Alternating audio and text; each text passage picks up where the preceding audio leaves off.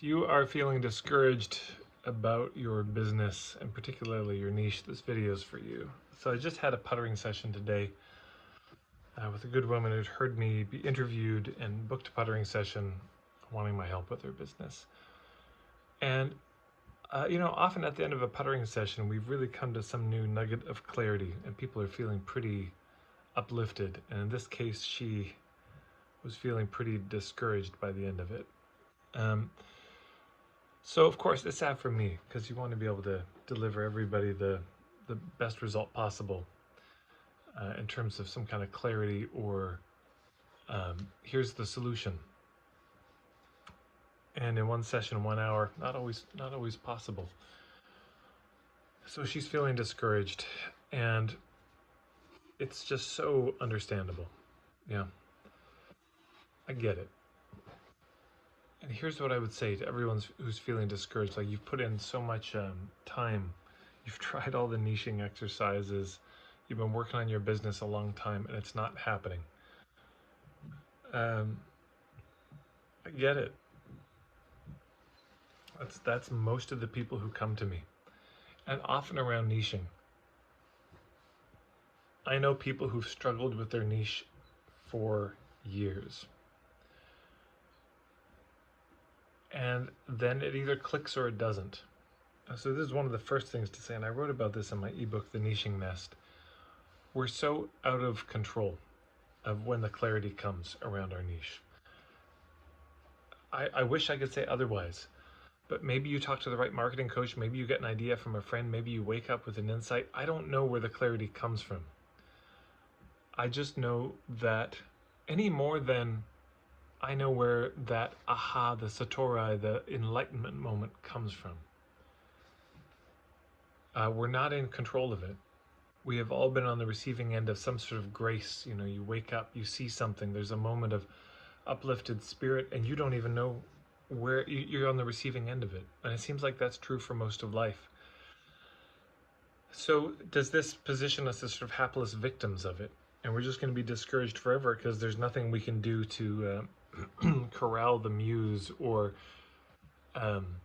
get the answer out of her that we need? I don't think so. But what it does suggest maybe is something like this.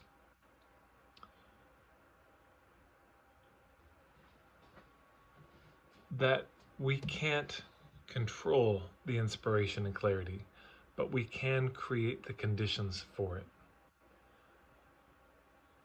So you can't control enlightenment, but you can control your practice. You can meditate diligently. Yeah. You can do the work. It's like we have all these knots inside our mind and you start untying it. And there are certain knots that once you untie them, a whole structure collapses. It's like they're dominoes, and there's one domino, if you push it, it knocks down half of them. There are certain beliefs that if that belief gets questioned or lets go of you, it eliminates most of your problems. There's certain core things, there's certain nexus points. That's one of the toughest things, is figuring out what that is. And of course, so there's a couple things I can suggest if you're feeling really discouraged. One, don't give up. Keep trying. It didn't work this time doesn't mean it won't work next time. If you had a coaching session with somebody and it didn't work, well, maybe they're not the coach for you, but maybe it's because it was only one session and you keep coming back. I mean, there's a reason I had a mentorship program for years. And I worked with 12 people very in depth. Some of them stuck around for 3 years, 4 years. I can't remember how long I ran it, but let's just say 3 years. And we just kept at it persistently. And miracles really happen when you do that. So that's number one, keep at it. Number two, do keep bringing in external help, because they can at least point out, what's clear and what's not, and help give you some direction on where to go. Number three, whatever you're struggling in, make it a practice. If you're struggling with your niche, develop a niching practice. The same way you'd have a yoga practice, the same way you'd have a meditation practice, get a niching practice going. Once a week or once a day, you take one of these simple niching questions. If you want some, I have a whole playlist that is at the moment free. I don't know if it will be forever, but There's a whole playlist I have on niching exercises. You can go to my puttering prep, which at the moment is free, marketingforhippies.com/puttering prep. These are the exercises I give people in the lead up to the puttering sessions. And there's other coaches that specialize in niching, yeah, but who can give you some exercises. You can also just Google niching exercises and you'll find some. But once a week, you just sit with it and think on it. If that's all you did once a week, that's 50 hours working on your niche specifically at the end of the year. You want to do that every day? I mean, you won't recognize your niche in a good way. It'll be so much clearer and better at the end of that time.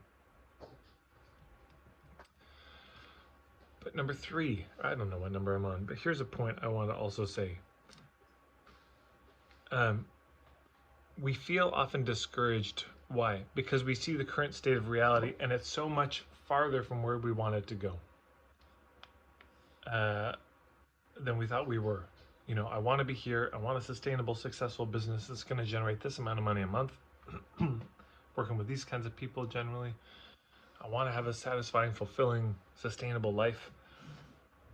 That's what I want. And then we go to a coach and we get the diagnosis, and it's worse than we thought it was. You know, we show up so hopeful. This woman, I mean, bless her, she showed up with, she put a lot of work into it. It was clear. She'd really worked on articulating who it was for. And my response is, we went through point by point, and I was just helping her see that it wasn't clear. That's discouraging. You know, it's, you're on a trip, and there's a scene in this book called The Law of Dreams about immigration from Ireland. And they sail from Liverpool, and they're in the ocean for, I don't know, a couple days, and then they see land. And oh my God, we're here in Canada, and the trip is over, and it wasn't as bad as we thought, and we're so excited. And the captain says, "No, you fools, that's Ireland. We have another 40 days or whatever on this voyage." That's a very discouraging moment to get that kind of news, because you were so hopeful that it would be better. That's understandable. And it's not bad news. It's just news. How we receive that news determines whether it's good or bad. Stephen Jenkinson talks about this. He says that what's the difference between angels and demons? I mean, the etymology of angel just means messenger. Yeah. And what is it that determines whether it's an angel or a demon? Maybe it's how if they're both messengers in some ways, maybe the way we respond to it turns it into an angel or a demon. If we get a diagnosis that says we're at a certain place and it's not where we wanted to be, is that bad news or is that good news? There is a way to understand it, that that's actually very good news. Why? Because now you know where you're at. And so maybe a certain amount of naivete was chipped away, and that's good. Maybe you have a more realistic sense of where you are, what's clear and what's not. That's very good. So if you it's not working and you've gotten some feedback that you're further than you thought you were, I would just say that's just the news. It's not good, it's not bad, it's just information. And certainly feeling deflated and let down, that's human, and just there's always a seat at the table for that. But then, okay, now I know something I didn't know. Now I'm a little bit more clear, and we go back to it. It takes time, this niching thing. I mean, I really went at it for years with people. And the ones who stuck with it, and by the way, this is not a pitch for me or work with me ongoingly. Whether it's you hire a coach, you join a group program, you do it on your own, just the commitment and having a practice makes an immense difference. And of course, getting external help, getting somebody's eye who knows what they're talking about, I would urge everyone to do. If it's an issue that really matters to you, I would get some professional support as much as you can, given whatever limits are entrusted to you right now. Yeah. easy to get discouraged in this, because most of us, when we learned our modality, we never learned about marketing. They didn't teach us marketing in those schools, did they? Taught us how to do the thing, but not the business of it. And then people go to other marketing coaches, and so often those tactics don't feel good. So, by the time you found some marketing coach where their approach actually you resonate with and it feels good, well, you've already invested so much.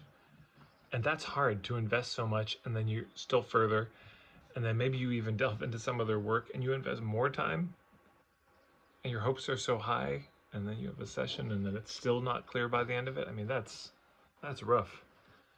But it's not the end. Yeah, it's not the end.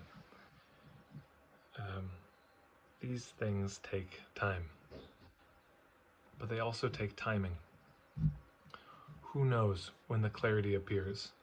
I really don't think that's ours to dictate or control. I wish it was. Man, if I had a magic wand, I could just wave and give people clear niches and hand them out. I'd hand them out like candy.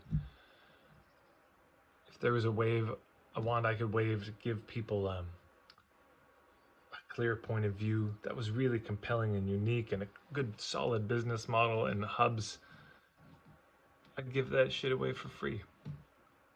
Oh man, I'd mass produce those wands if I could. But there is something mysterious about life. I don't know why it works sometimes, why it doesn't. I just know what I can do to make the conditions better. And isn't this is so important, because you're going to work with clients too, and you're not always going to hit a home run every time. So there's two things. One is you can filter better, so you're more likely to hit home runs. So you're working with people who are inherently a better fit, much easier to hit a home run. That's one thing you can do.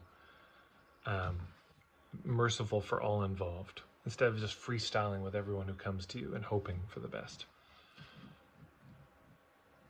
But then with the clients you have, yes, there's things you can do to make the conditions better, but if you hold yourself to this standard that you have to hit a home run every time, there's a kind of control mechanism there where you feel like I have to be able to produce this result regardless of timing. And a lot of this is timing, and we may not be the person to help them. That's real possible. It doesn't make them wrong. It doesn't make us wrong. It just makes it so.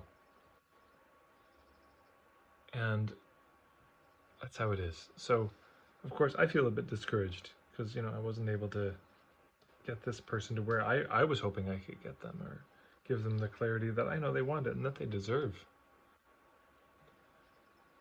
But we're also just not in charge. So we do have to put the time in terms of having a practice, consistently working at this over time. But we also need timing. The time in we can control, the timing we can't. So best to focus on what we can control, create the best conditions, and then things happen as they do. And it's not always the way we want it to be. Anyways, I made my point. Thanks for watching. If you resonate with this video, if you have any thoughts, reflections, please put them in the comments below. I'd love to see them. And I'm grateful that you're here. We'll see you down the road. You can always check me out, marketingforhippies.com, or on Instagram @marketingforhippies.